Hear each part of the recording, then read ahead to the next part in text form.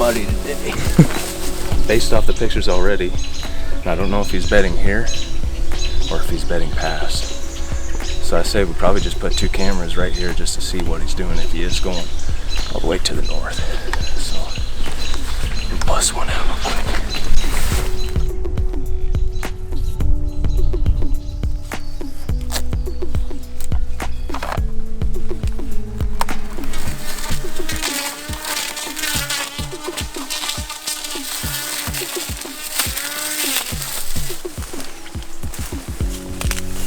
They're all coming out right here, so we're gonna have to do some serious weed whacking on this one. I think this is where it's gotta be.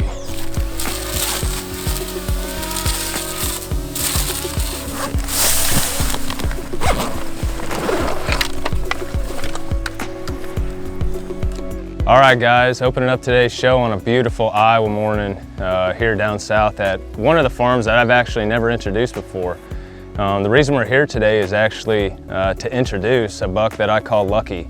And I shouldn't say that I named this deer because my cousin, Jack, who I actually brought last year to hunt tripod, he actually named this deer a few years back, and we've been watching him over the years. We actually got out last year to do a little hunting for him, and we decided that with him being 4 years old and having the genetics that he has, he just looks like he's gonna explode this year. So Jack elected to pass him for this year, and we've already got a couple pictures of him. We put cameras out here 2 weeks ago, and it looks like he's gonna have a lot of potential to be something super special come youth season this year. But that's what we're here today as well for, is just to talk about how we like to target our bucks come youth season. This farm, how it sets up, it's a very, very small farm. There's not a lot of timber on it whatsoever, and basically what it is there's a big creek that comes from the north going out towards the west. There's just maybe maximum 10 acres of trees on this farm. But in that timber, there's 2 bedding areas, and they're actually just over my right shoulder. There's one, it's almost like a wishbone, and on one side of the draw where we're getting pictures of them currently is the main bedding area, what I would call, and just right to the west of it, just right across from that field right behind me is the other bedding area. So I've already got that figured out, that established. I see that he's coming up through that bedding area around 11 o'clock and he's going towards the north. So that's why Grant and I actually put a few more cameras up today on places that I've had him on camera in years prior. We just found main trails that were in the grass, beat down grass, and we also noticed that there was quite a few beds along that creek. So we just kind of scattered the cameras around. Right now, I don't necessarily like running corn on all my cameras. It's really good to get that natural activity without them relying on coming to corn or coming to mineral right now, just because it can tell you so much come youth season. And their patterns will change a little bit from when these beans start real small. When they get a lot taller, they'll start bedding out in the beans and whatnot. But I'm really looking forward to just watching this buck grow and getting out here in the beans and doing some summer scouting. That's a huge, crucial thing to do for youth season. I mean, you can get away with sitting in these beans on a good wind, and you can get really, really close to these bucks and know exactly where they're coming out, exactly where they're bedding, everything. But transitioning off of that, you know, I think a lot of people overlook smaller properties like this one that we're standing on here. Like I said already, this farm's only 10 acres in size, so actually when Grant was meeting me here this morning and we got to the car, he was actually kind of questioning like, man, is this really it? And that's exactly what I look for youth season. Farms that people wouldn't even think that there'd be a deer on.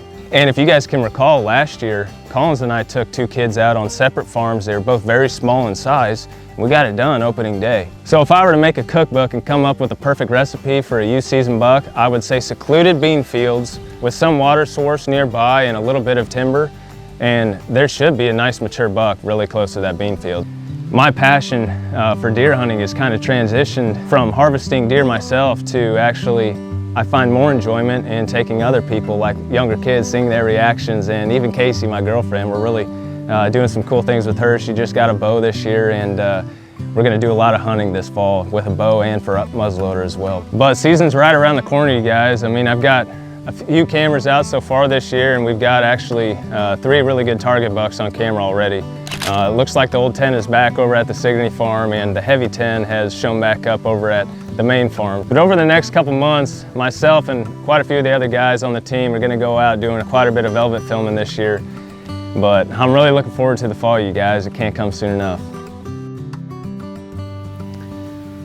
All right, it's early June here on the River Farm, and we're hoping for a productive day. It's better late than never. We're finally getting all our grain in the ground, doing soybeans and sorghum in these main plots. And due to all the rain this year, our plans kind of got messed up. We had a guy that was gonna come do it for us, but he got backed up on commercial work. Fortunately, my buddy Zach here, he's on the tractor and he had access to an old 4-row planter. So that's what we're using today to get the beans and sorghum in the ground. While he's doing that, I'm gonna try to knock out a couple other projects. I got tractor and tiller. That new plot I created a couple weeks ago, gonna try to get that seeded today, tilled up and seeded.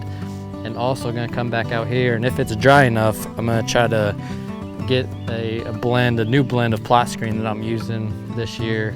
Try to get some of this planted so we have nice access to a good screen as we're coming in and out. So that's the goal. We'll see how much we can get done today, but it's a good day to be out and getting projects done like this on the River Farm.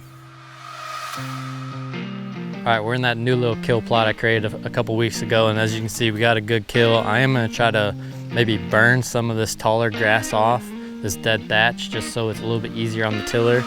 But I'm gonna seed this to clover today, and I know for a fact this is the latest I'll have ever planted clover. It's June 4th or 5th right now.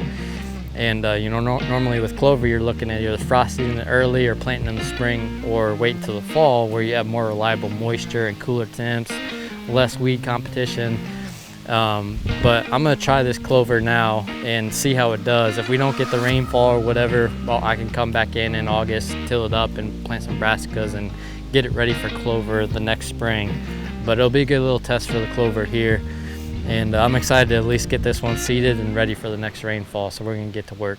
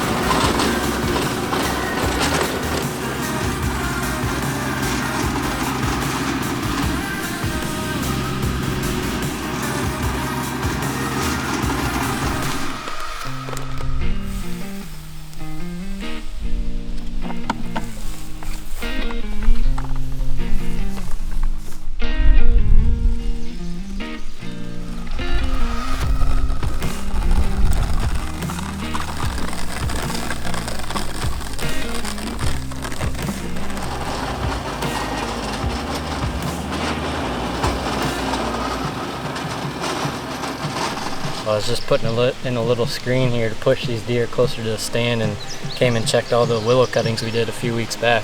And they look really good. They're all got some new fresh shoots coming off of them, so hopefully that means they're taken, and we'll have a nice screen here in a few years.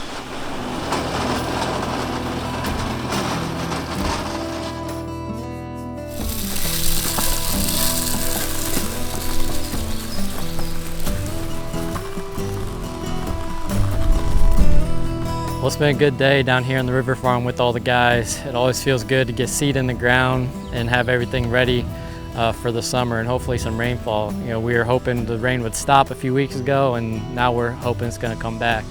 But that's how it goes. We got the clover plot in, we got some screens planted. You know, I'm gonna come back and fertilizer when my fertilizer gets in. That's the one thing we didn't get done today. But I'll come back in a week or so and do that. That clover plot will be a good little test for the clover, see how it does this summer. These screens are nice because they serve a couple different purposes. One, it can hide your entry and exit. But two, it can also force deer movement a little bit. So right here, I'm in this north plot. This is the same stand I killed the black-eyed 10 out of, and he was outside of bow range for a long time. This screen is just gonna push them a little bit closer, keep them in bow range. This is a really big plot, and obviously when you're just bow hunting, you gotta have something that's gonna help you out a little bit, and that screen can serve that purpose. I also think back to the Merino encounter and where he skirted the outside of the plot. You know, I don't know for sure, but if I had this screen here, it could have forced him within bow range on that encounter when he came by the first time. So another good secondary purpose to these screens, and hopefully this will do just that. Like I said, been a productive day. As you've seen the last few weeks, we've put a lot of work into the River Farm this off season. and I hope it's all going to pay off, and this will be the best year yet down here. Thank you guys for watching this week. We'll see you next Monday.